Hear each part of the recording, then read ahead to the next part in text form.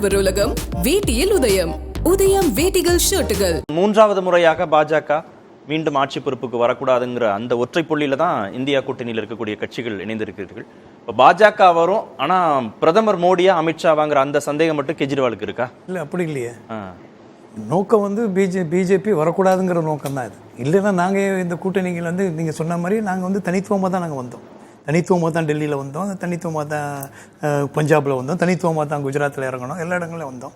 ஆனால் இன்றைக்குள்ள நாட்டு கட்சி பெருசா நாடு பெருசானா நாடு தான் பெருசு, மக்கள் தான் பெருசுங்கிறத நாங்கள் முடிவெடுத்து தான் இன்றைக்கி இந்தியா கூட்டணியில். ஏன்னா எங்களுக்கு அந்த தனித்துவமான இந்தியா அளவில் இருந்து எதுக்கக்கூடிய சக்தி எங்களுக்கு இல்லை என்ன. ஆகையினால இன்றைக்கி இந்த மக்களை காப்பாற்றணும். ஏன்னா இந்தியாவோட பேரை கூட காப்பாற்ற வேண்டியிருக்குது. இந்த நாடு மக்களை காப்பாற்ற வேண்டியிருக்கு. இவ்வளோ பெரிய ஊழல் பெருச்சாலியாக இவ்வளோ மோசமாக இருக்கக்கூடிய சூழ்நிலை கூட்டணிக்கு இந்த பேரை வச்சதுதான் சிக்கல். என்னது இந்தியா கூட்டணி வச்சதுனாலதான் அவங்க இந்தி கூட்டணின்றாங்க. அப்போ அதை கூட பொறுத்துக்க முடியல பாருங்க. அவங்க இந்தியான்னு சொல்றதை கூட அவங்க பொறுத்துக்க முடியாத ஒரு சூழலாக இருக்கு. அவங்க விமர்சனங்களை தாங்கிக்கிறது. இப்போ கொஞ்ச நேரம் நம்ம பேசினா கூட ஆசிரியருக்கு உடனே அதுக்கு வேகப்படுறாரு. அந்த மாதிரிலாம் கிடையாது. அதாவது விமர்சனங்கள் இருக்கணும், விமர்சனங்கள் ஏற்றுக்கிற சக்தி இருக்கணும் என்ன. ஆக இது வந்து என்ன, அரவிந்த் கெஜ்ரிவால் என்ன சொல்லிட்டாரு, என்ன தப்பானது எதுவும் சொல்லிட்டாரா? அதாவது இன்னைக்குள்ள சூழலில் நீங்கள் சொன்னதை தான் அவர் திருப்பி சொன்னார். 75 வயசு ஆனால் போயிடுறாங்க, போயிடணுங்கிறத நீங்கள் அது ஆதாரங்களோட இவ்வளவு தெளிவாக உங்களை விட யாரும் கொடுத்துட முடியாது. அப்போ இது கொடுத்தும் வந்து அதை ஒத்துக்கக்கூடிய இடத்துல அவங்க இல்லை. ஏன்னா அந்த சூழ்நிலை மாறிக்கிட்டே இருக்கிறதுனால. அதனால இந்தியா கூட்டணி வலுப்பெறணும் அப்படிங்கிறத எங்களோட நோக்கம்.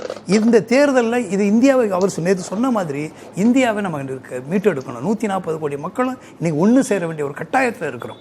திரு சுகுணாதேவன், இவ்வளவு நாள் இந்த எலெக்ஷன்ல செட் பண்ணாத ஒரு நரேட்டிவை திரு கெஜ்ரிவால் செட் பண்ணியிருக்காரு, விவாதத்திற்கும் கொண்டு வந்திருக்காரு.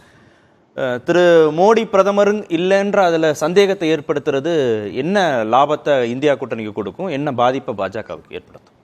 ஒன்று வந்து இப்போ அரவிந்த் கெஜ்ரிவால் ஜாமீன் கிடைச்சது அப்படிங்கிறதே பிஜேபிக்கான ஒரு பின்னடைவு அப்படின்னு சொல்லலாம். ஏன்னா வந்து எப்படியும் அவருக்கு ஜாமீன் கொடுத்து விடக்கூடாது அப்படின்னு சொல்லி அமலாக்கத்துறை அவ்வளவு போராடியது.